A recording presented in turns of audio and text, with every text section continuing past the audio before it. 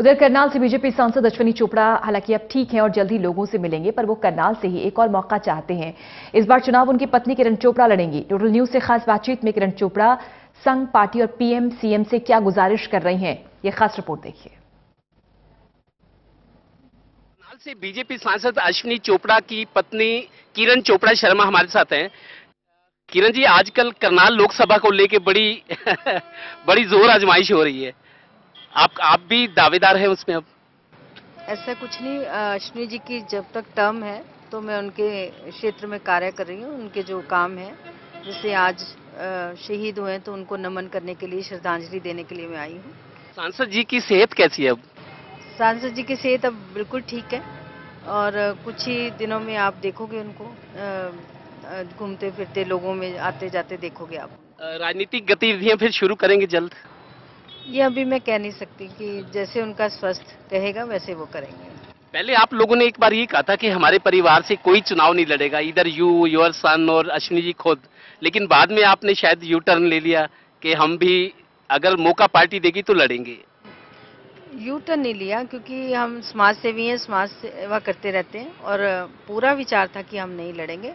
पर जैसे ही मैंने आपके यहाँ स्टेटमेंट दी, वैसे ही जो लोग हैं कॉन्स्टिट्यूंसी के, वो हमारे पीछे हो गए कि आप कैसे हमें छोड़ सकते हैं। यहाँ का पानीपत की महिला मोर्चा, स्पेशली सुप्रिया रतन, मोना, अमिता कपूर, ये सब पीछे थी कि आप हमें महिलाओं को छोड़ नहीं सकते। आपने जब से आप आए हो महिलाओं को बहुत अच्छा स्थान मिला है, तो हम आपको नहीं जाने देंगे। ऐसे बहुत से युवा हैं जो हमारे साथ जुड़े हुए हैं और बहुत से लोग हैं, बुजुर्ग हैं जो हमारे साथ दिल से, भावना से जुड़े हुए हैं।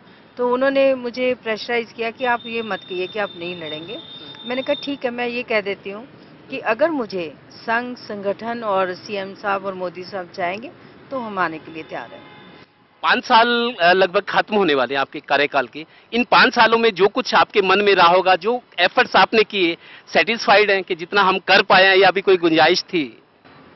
नहीं, अगर हम सेटिस्फाइड किसी भी काम से हो जाए तो जिंदगी नहीं चलती। मेरा तो काम है कि, और मेरा मानना भी है कि कभी भी हमें अपने काम से संतुष्ट नहीं होना चाहिए। हमेशा ये लगना चाहिए कि अभी और जितना भी सांसद जी ने, अश्विनी जी ने काम किया है, हर गांव के, हर छोटे छोटे गांव में, बड़े बड़े गांव में उन्होंने अपनी ग्रांट भी दी, शमशान घाट भी बनवाए और चौपालें भी बनवाई हैं, जो सड़कें थी वो भी बनवाई हैं और बड़े बड़े प्रोजेक्ट जैसे आप देखे हो घरौंदा में मेडिकल कॉलेज का है और फ्लाईओवर्स का है, बहुत उन्होंने काम करवाए हैं।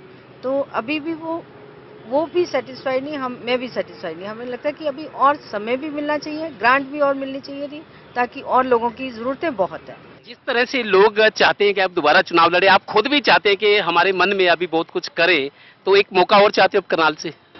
ऐसा जैसे संघ या मोदी जी और खट्टर साहब चाहेंगे वैसे करेंगे, क्योंकि अगर सांसद बन के नहीं भी आते तो भी समाज सेवा करते रहेंगे लोगों की, क्योंकि दिल से इतना जुड़ गए हैं लोगों के लिए। सारे देश में मैं काम करती हूँ तो यहाँ क्यों नहीं करेंगे, और अगर कोई हमारी जगह कोई और भी आता है तो उसकी भी मदद करेंगे। पार्टी की अगर कोई राजनीतिक मजबूरियां हो, करनाल की जगह कहीं और शिफ्ट करना पड़े, उसके लिए तैयार रहेंगे? मुझे तो नहीं लगता कि मुझे ऐसा करना चाहिए, क्योंकि यहाँ दिल से लोग जुड़े हुए हैं। यूथ, महिलाएं और बुजुर्ग, मैं कह रही हूँ, जिनके लिए हमने काम किया, वो लोग दिल से जुड़े हुए हैं। तो अगर मुझसे पूछा जाए तो मैं इसी को प्रेफर करूंगी। चोपड़ा परिवार का ये कहना है कि राजनीति में भले ही वो कंटिन्यू करना चाहते हैं, वो हाईकमान, मुख्यमंत्री, प्रधानमंत्री की मर्जी है, लेकिन उसके बावजूद समाज सेवा के कामों में बढ़ चढ़कर हिस्सा लेते रहेंगे। अब फैसला पार्टी को करने की भूमिका क्या होगी? कैमरामैन धर्मवीर के साथ देवेंद्र कथोरिया, टोटल न्यूज, पानीपत।